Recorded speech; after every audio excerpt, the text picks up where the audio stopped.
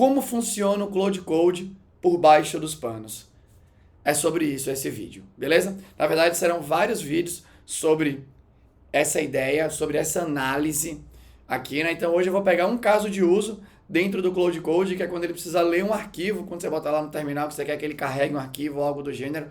O que acontece por baixo do pano dentro do agente, como é que ele chama as tools que tem dentro dele de leitura de arquivo, quais checagens de segurança são feitas, como funciona o agente, por assim dizer, tudo com bastante exemplo de código, beleza? Para que a gente consiga entender mais profundamente como funciona um dos principais agentes de código do planeta. Ou seja, se a gente entende como ele funciona, fica muito mais fácil para a gente codar os nossos próprios agentes nos contextos que a gente vai encontrar por aí, beleza?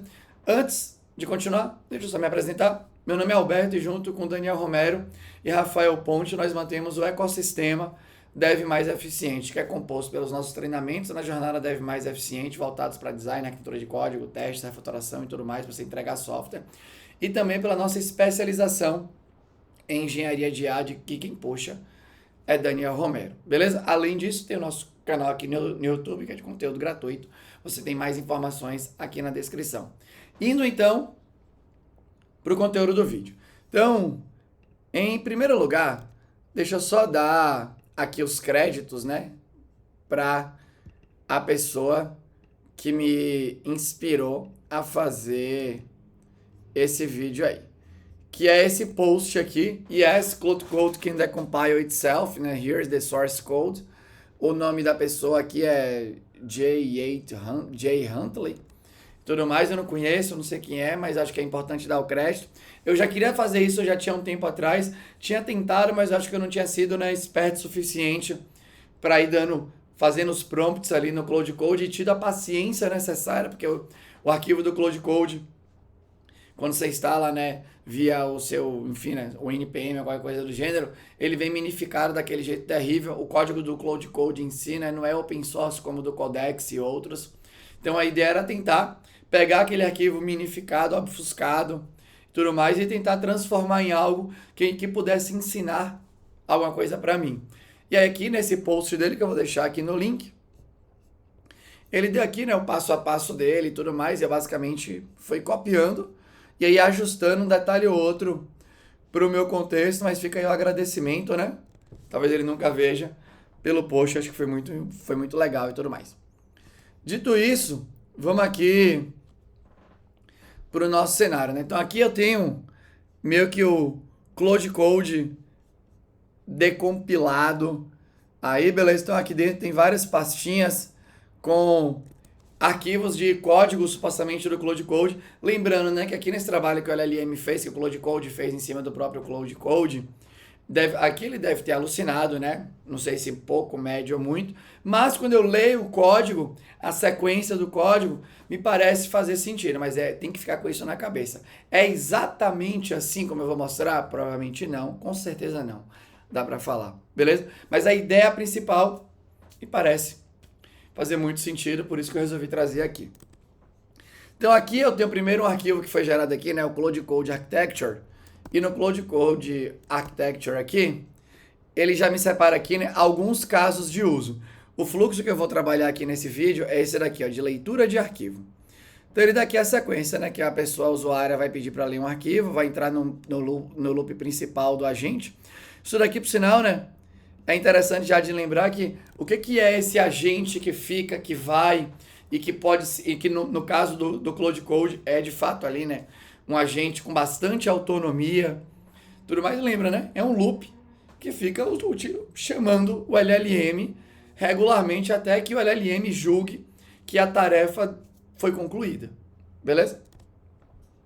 Então aqui ele vai entrar no loop principal, faz uma requisição para Anthropic, aqui, né, para a API da Anthropic com o prompt que a pessoa passou e as tools que tem disponíveis.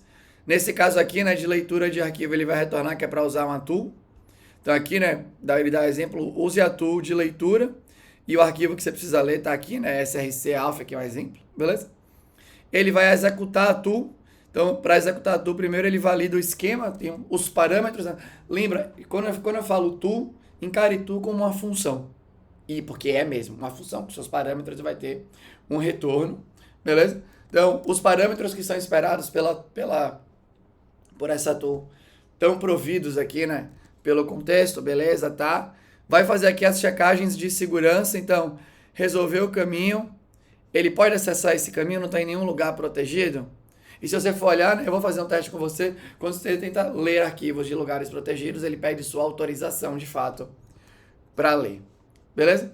Depois ele vem aqui, vai ler de fato, vai pegar de fato o conteúdo do arquivo, vai dividir, aí ele informa aqui, né, que divide em linhas, formata, aqui retorna o resultado. Então, beleza, né? Retornou aqui o resultado da leitura, voltou para o loop principal, diz que executou a tool e vai chamar de novo aqui, né, a API do Cloud. O Cloud vê o conteúdo do arquivo e gera a resposta em linguagem natural. Então, você vai perceber, aqui está um funcionamento clássico de um agente ali de código, beleza? Entrou no LLM, o LLM pegou o seu input, decidiu o que vai fazer, fez, pegou o resultado dessa decisão, processou de novo, julgou, que beleza, tá de boa, parece que deu certo. Vou agora apresentar o resultado para a pessoa. Então aqui, ele separou para mim 5 fluxos. Fluxo de execução de comando é o próximo. Ops, é isso aqui. Um fluxo de busca dentro de um código. Legal também, né? Para a gente ver depois aqui como é que pode funcionar. Criação de um commit, que ele tem integração ali, né? Com Git e tudo mais. Delegação para multi-agent. Beleza? Então, eu espero fazer pelo menos aqui 5 vídeos para cada um desses, mas acho que se fosse um vídeo só com todos ia ficar gigante e talvez até mesmo eu me perdesse. Então, voltando aqui para o primeiro caso de uso, né? Cheguei aqui. Então, a primeira coisa que eu vou fazer é mostrar um pouco aqui, né? Do funcionamento da parada em si. Então, eu vou limpar aqui. Eu estou no lugar certo? Acho que eu tô. Então, eu vou falar aqui, né? Read the file /bin sei lá, mkd. Ups, deve estar aparecendo aí, ó. Então, aqui, ele fala assim, pô, você quer que eu leia mesmo? Se você for olhar, é condizente com o que eu acabei de mostrar para você. Agora, se eu vou falar aqui, beleza, eu não quero que você leia nada não. Então eu vou vir aqui agora, ó. Eu vou falar assim, lê para mim o arquivo, esse daqui. Read the file. Nem precisei botar ali, né? Pá. Eu tô aqui, né, dentro daquele projeto. Então, ele já tá lendo. Então, se você olhar de novo, o que está escrito no caso de uso, de alguma maneira, né, confere com o uso aqui no terminal, né? Ele leu e aqui veio a resposta em linguagem natural. Então, parece fazer sentido. Uma tool foi chamada, carregou o conteúdo do arquivo, devolveu para o LLM e ele não me mostrou o conteúdo do arquivo.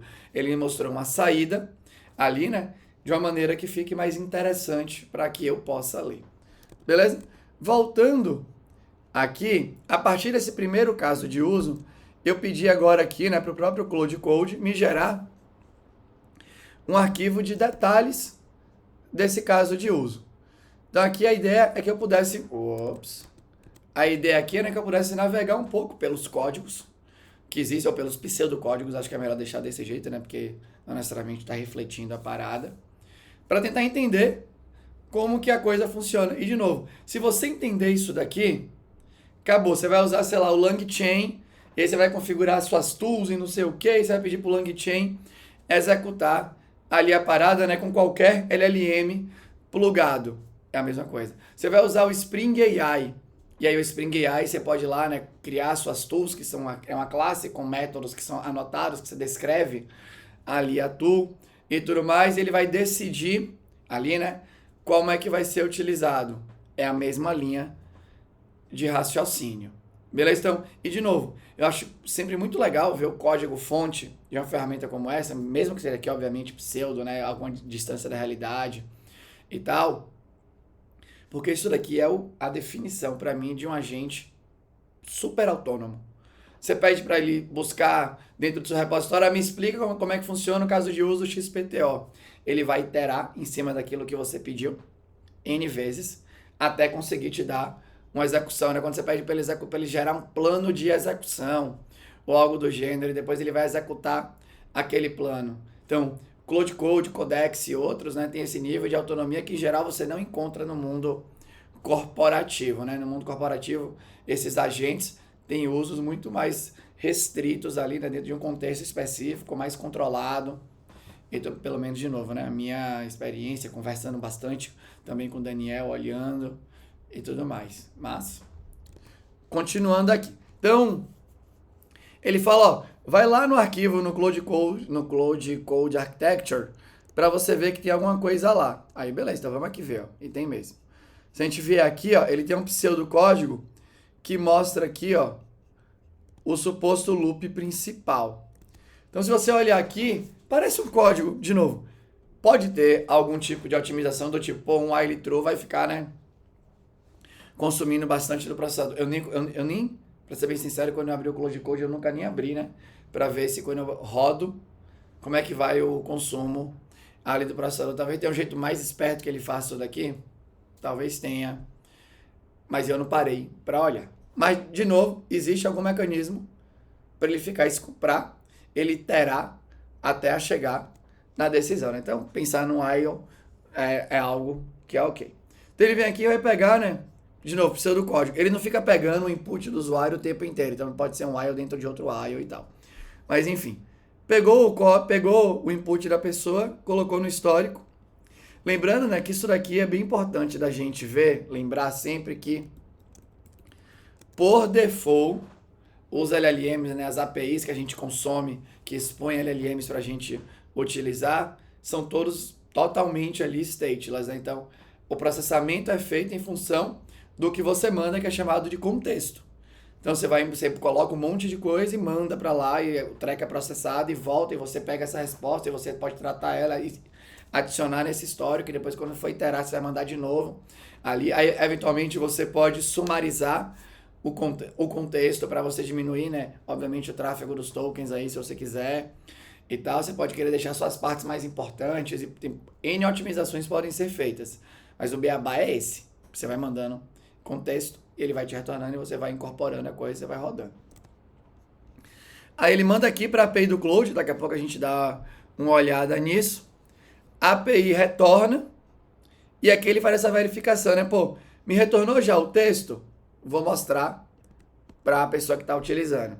Eu tenho que utilizar uma tool, então calma aí. Se eu tenho que utilizar uma tool, eu vou agora executar a tool, passando o nome dela e o input dela aqui. Aí vamos fazer o seguinte, ó. Esse aqui eu vou fechar. E vou voltar aqui. Então, beleza. Executou o main loop, decidiu que tem que utilizar uma tool. Ele agora que pede para a gente dar uma olhada, né? Nesse arquivo aqui, que é o Anthropic Client, que ele gerou aqui dentro de API Anthropic Client.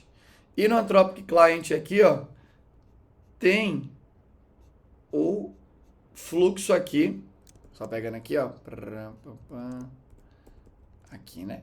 Então ele fala, beleza, que vai inicializar, o cliente vai montar a request e vai mandar. Dá pra gente tentar ver aqui, ó. Aqui, ó. Então, inicializa o cliente da Anthropic, aqui, né, com as configurações que existem, né, API que se precisa, não sei o que e tal, né. Vem aqui agora, vai montar a request. Então, recebe aqui as opções, né, desconstrói aqui esse parâmetro options com tudo que precisa, escolhe o modelo, escolhe aqui, né, alguma estratégia de output de token. Na documentação que ele gerou para mim, ele me disse que a gente pode configurar tudo isso para o Cloud Code. Eu confesso que eu não fui ver no detalhe se existe a possibilidade de eu aumentar, por exemplo, o número de tokens que ele pode ler dentro de um arquivo, né, o output dele, tudo mais. Talvez possa, mas eu não fui conferir na documentação para ver se é verdade. Então, ele disse que pode, não necessariamente pode. Aí ele vai montar aqui a request, né, com esse modelo, com as mensagens. Aqui, cadê a messages aqui? Está dentro das options aqui. Verifica se tem tools disponíveis, se tem tools, ele coloca. Lembrando de novo, né, como é que o LLM decide se vai chamar uma tool, faz parte do contexto, vai ter lá, né? Tanto que é essa discussão sobre quando você tem, por exemplo, lá no seu, você associa N servidores MCP com o seu agente e ele carregava tudo e aí tem post na Anthropic sobre isso, né? Porque tudo isso vai no contexto para o LLM conseguir decidir ali a parada. E depois falam de progressive disclosure para você ir carregando o que precisa e a galera vai tentando otimizar, né? Ou o problema que a gente mesmo criou e tal. Mas é isso, né? Você vai iterando, vai usando, vai descobrindo novas maneiras de usar, vai gerando problema, vai tentando pensar em solução, de vez em quando volta atrás e tal. Mas, pô, tem tudo? Tem, então beleza. Tem System Prompt? Ah, você tem, vou adicionar aqui, né? E coloca mais informações. Aqui no final ele vai tentar mandar a mensagem. Pegou aqui, né, o cliente, ou a hora, o instante que começou, criou. Aqui no final ele está enviando aqui a mensagem. Então ele explica aqui esse fluxo, que é da chamada aqui, né, do client da Anthropic. Aí, vem para esse lance que, pô, beleza, então eu mandei lá a request com as tools e a decisão é, vou usar essa tool aqui de read e o parâmetro que eu tenho que passar é o file path aqui, que é o caminho do arquivo. Então, ele pede pra gente vir aqui, ó, no tool executor agora. Então, no tool executor, tá, onde é que ele tá? Aqui. Então, aqui eu vou tirar esse tool definitions por enquanto, eu vou tirar esse Anthropic client por enquanto. Então, ele fala, beleza, procura aí, ó, o execute tool. Vou procurar execute tool. Em algum lugar aqui, ó. Tá aqui, achei. Então, olha só, recebo o nome da tool, o input e o contexto que eu tenho naquele momento. Ele vai carregar a definição aqui dessa tool, vai validar o input, né? Então eu tenho a tool aqui, vou passar o input, ou seja, que quer verificar aqui se os parâmetros que eu tenho são os necessários para executar a função. Então, supostamente validou, vai verificar se essa tool necessita de permissão para rodar ou não. Carrega aqui, ó, a função que representa a tool. Deixa eu ver se a gente consegue ir aqui. Então ele tem aqui, ó, o mapinha, beleza? Aqui o read. O read é o execute read. Então, é que tá aqui em outro arquivo no file imp. Então, deixa eu voltar aqui.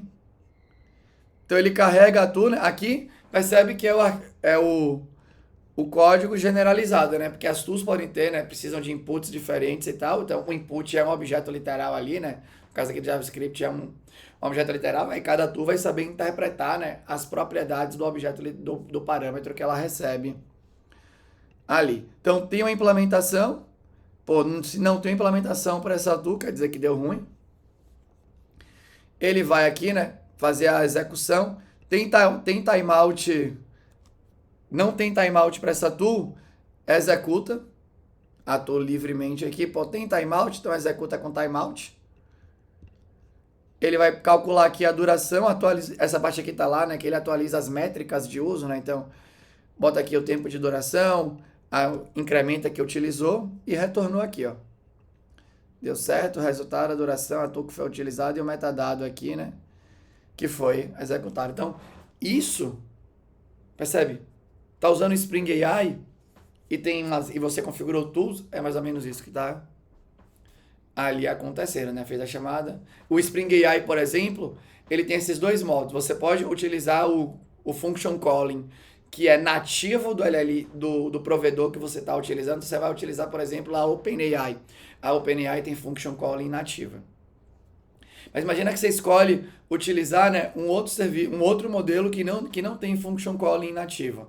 Então o Spring AI suporta o function calling dele, que basicamente passo as tools disponíveis ali no prompt. O LLM diz, ó, eu quero executar essa com esses parâmetros.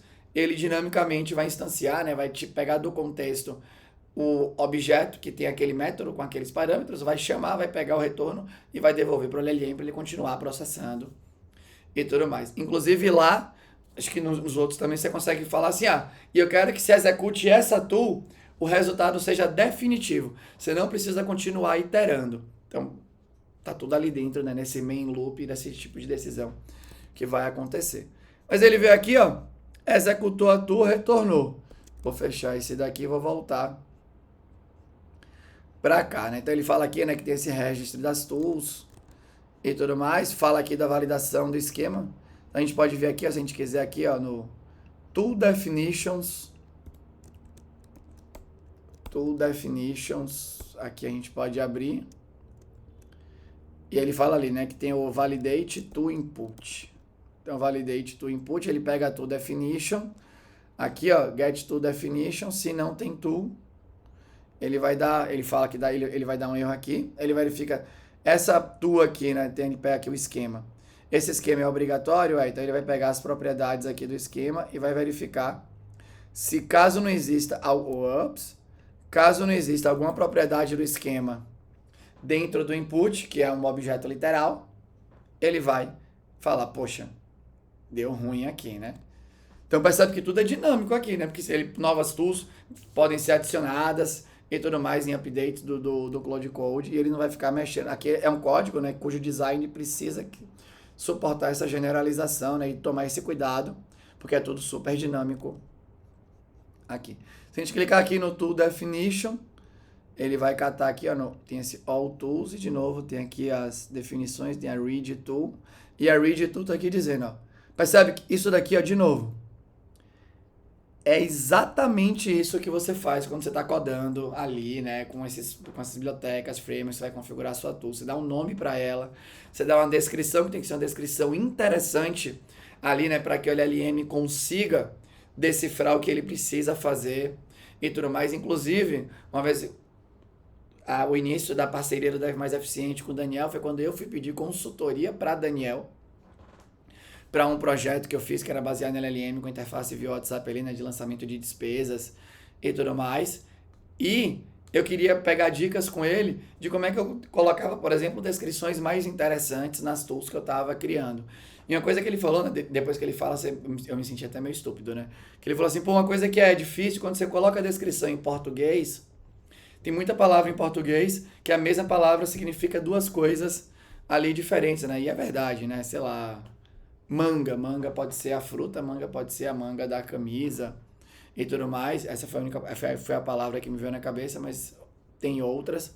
Enquanto que no inglês, então você tem palavras que tem mais de um sentido e o modelo pior treinado. Quando você vai para o inglês, você tem menos isso, né, de uma palavra, acho que nem tem, nem sei se tem, uma palavra que pode significar duas coisas, dependendo do contexto de uso, e o modelo é mais treinado. Logo, seria mais interessante se as descrições e tudo mais, né, das tools fossem em inglês.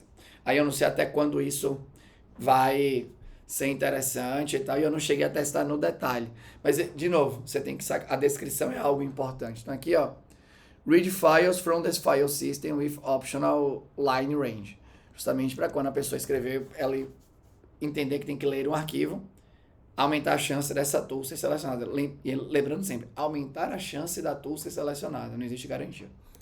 Beleza? E ele fala aqui, ó, que eu preciso de um file path, eu preciso de um offset, e qual que é o required? É o file path.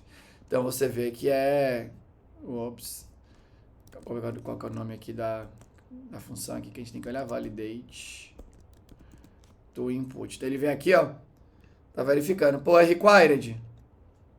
Se é required e não tá no input, temos um problema. Validou. Aí o esquema, ele agora vai passar aqui, ó, dentro da camada de segurança. Então, esse daqui é legal vir aqui no Execute Read, porque a gente vai pegar a partir daqui, ó. Ele vai resolver o caminho absoluto, de novo, precisa do código, beleza? Resolver o caminho absoluto, vai começar. Então, quando a gente, de novo, é assim, exatamente assim, eu chutei até que é, porque geralmente o código é mais simples do que a gente pensa que é ali as coisas. Então, vai verificar o caminho, tem permissão? Pô, não tem permissão aqui, ó. Deu ruim.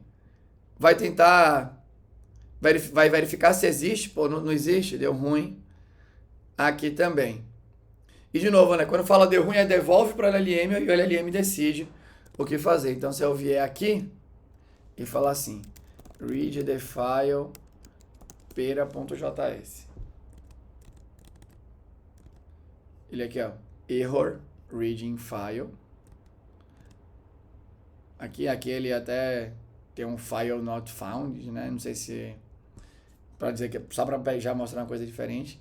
Retornou e o LLM colocou the file pera.js does not exist in the project directory. Então isso aqui é um fluxo muito comum, né? Entro com algo não estruturado, ele estrutura, delega para uma função executar uma parada determinística ali, né? Quero ler um arquivo, se o arquivo existir naquele diretório, todas as vezes que eu chamar, ele vai ler ali. Toda vez que eu chamar que ele não existir, toda vez que eu chamar ele não vai ler, o resultado vai ser o mesmo e tal. Devolveu para o LLM, que aí vai montar a saída final ali para parar. Então, por exemplo, exemplos que o Daniel dá, né, dentro da especialização de engenharia de IA e tudo mais, é desse workflow. Então, imagina que você quer executar algum modelo super treinado e agora você quer, né, pegar o input para passar para esse modelo super treinado via alguma interface textual. Então, alguém vai utilizar, vai botar lá, por exemplo, os dados de um paciente ou algo do gênero, a gente consegue extrair dessa informação em texto os parâmetros necessários para uma tool.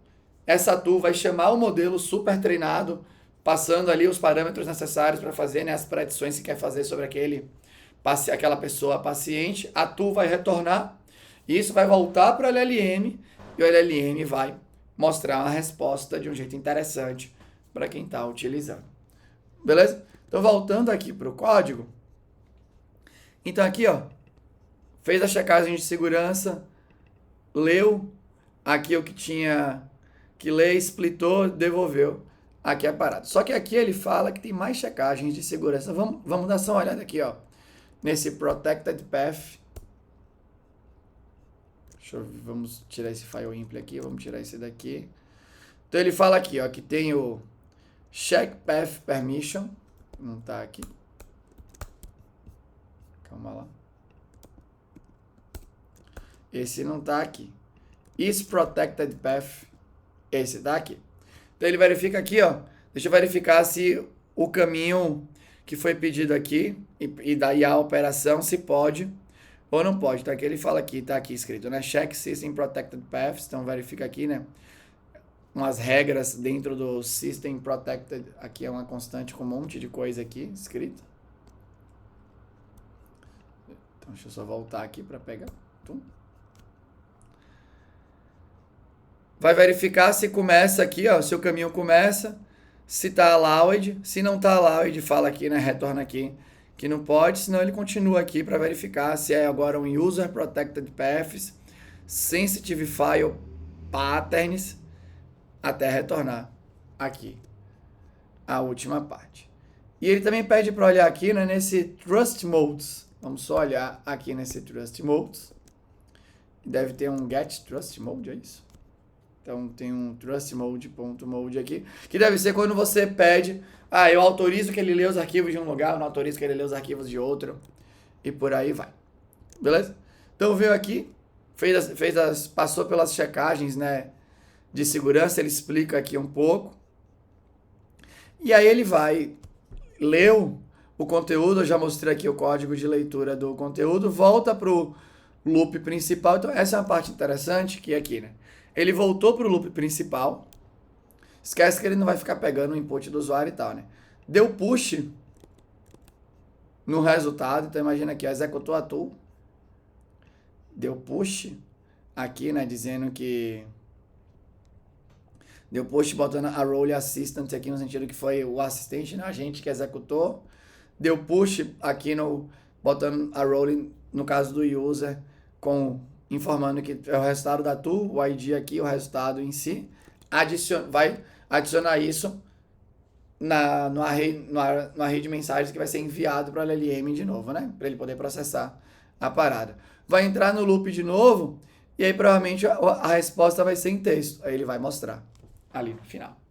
Beleza? Então, se a gente for olhar, só estudando, né, esse primeiro fluxo aqui, já dá para você sacar o que está acontecendo por baixo do pano de um monte de coisa que você tem por aí, inclusive para mente ideias, para você executar, dados os desafios que você tem por aí. Então tem checagem de segurança, né? Então quando a gente fala de guardrails, aqui, né, tem os guardrails aqui no caso de segurança. O seu guardrail pode ser não só de segurança, como de outras coisas. Então vou pegar, por exemplo, no contrato um dev eficiente. Quando a gente faz ali, né, quando a gente recebe vagas para publicar dentro da plataforma, a gente executa ali uma verificação se tem palavras que falam sobre gênero, orientação e tudo mais, né, que faz algum tipo de segregação e tal. Então, quando a galera fala de guardrail, está falando de N possibilidades, depende aí, né, do seu contexto. Aqui é muito esse lance da segurança. Eu posso executar e tudo mais, beleza? E eles têm aqui, né? Ele explica aqui na arquitetura que eles usam bibliotecas específicas para rodar os comandos dentro de um container, né? Para minimizar dano e tudo mais. É algo que eu preciso explorar mais antes de trazer, tá certo? Mas, no final, era isso que eu queria trazer para você, né? Essa jornada de exploração, de novo, de uma ferramenta que para mim é benchmark, quando a gente fala de agente aí no planeta. Então, eu vou aprendendo bastante com quem é o benchmark, que eu vou me inspirando e vou tentando sacar cada vez mais aí do babá, tá bom? Então, se você gostou, deixa um comentário aqui. Se você não gostou e tem um comentário construtivo, deixa aqui também com educação, que eu vou ter o maior prazer em responder para você. Beleza? Era isso. Até a próxima.